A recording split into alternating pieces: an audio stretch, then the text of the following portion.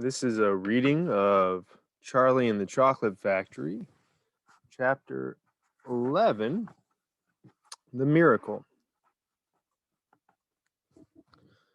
Charlie entered the store and laid the damp dollar bill on the counter.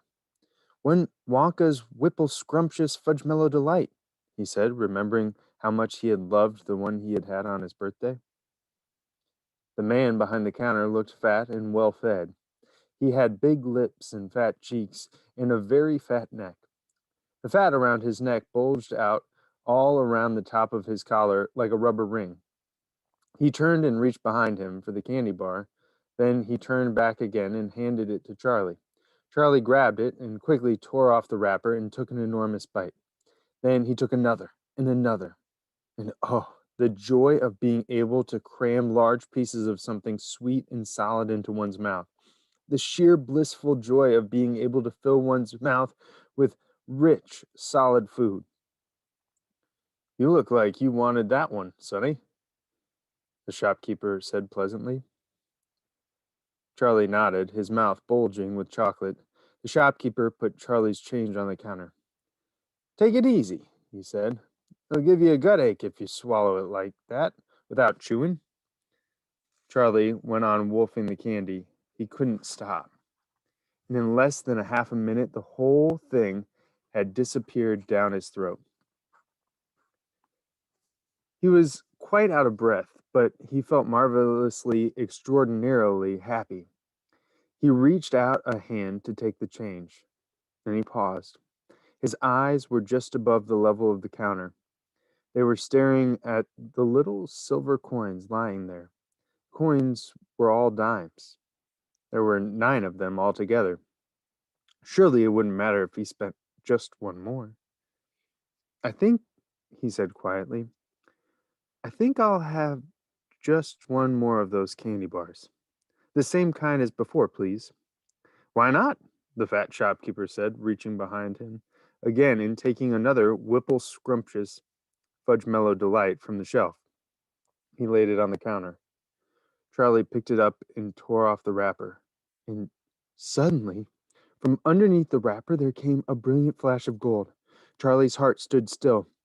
"It's a golden ticket!" screamed the shopkeeper, leaping about a foot in the air. "You've got a golden ticket! You've found the last golden ticket! Hey, what do you know? Come and look at this, everybody! The kid's found Wonka's last golden ticket! There it is! It's right here in his hands!" It seemed as though the shopkeeper might be going to have a fit. "In my shop, too!" he yelled. "He found it right here in my own little shop. Somebody call the newspapers quick and let them know.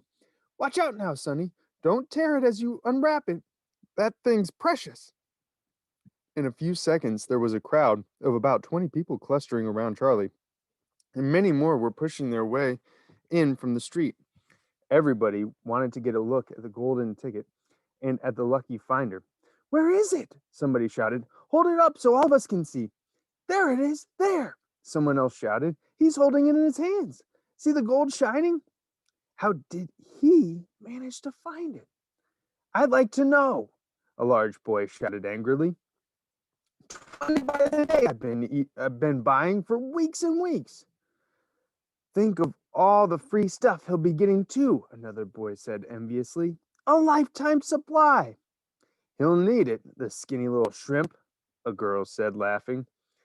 Charlie hadn't moved. He hadn't even unwrapped the golden ticket from around the candy bar. He was standing very still, holding it tightly with both hands while the crowd pushed and shouted all around him. He felt quite dizzy. There was a peculiar floating sensation coming up over him, as though he were floating up in the air like a balloon. His feet didn't seem to be touching the ground at all. He could hear his heart thumping away loudly somewhere in his throat. At that point, he became aware of the hand resting lightly on his shoulder, and when he looked up, he saw a tall man standing over him. "Listen," the man whispered. "I'll buy it from you. I'll give you $50. How about it, eh? And I'll give you a new bicycle as well, okay?" "Are you crazy?" shouted a woman who was standing equally close. "Why, I'd give him $500 for that ticket." "You want to sell that ticket for $500, young man? That's quite enough of that," the fat shopkeeper shouted. pushing his way through the crowd and taking Charlie firmly by the arm. Leave the kid alone, will you? Make way there. Let him out. And to Charlie, as he led him to the door, he whispered, Don't you let anybody have it. Take it straight home, quickly, before you lose it. Run all the way and don't stop until you get there. You understand? Charlie nodded. You know something? The fat shopkeeper said, pausing a moment and smiling at Charlie. I have a feeling you needed a break like this. I'm awfully glad you got it. Good luck to you, Sonny. Thank you, Charlie said, and off he went, running through the snow as fast as his legs could go.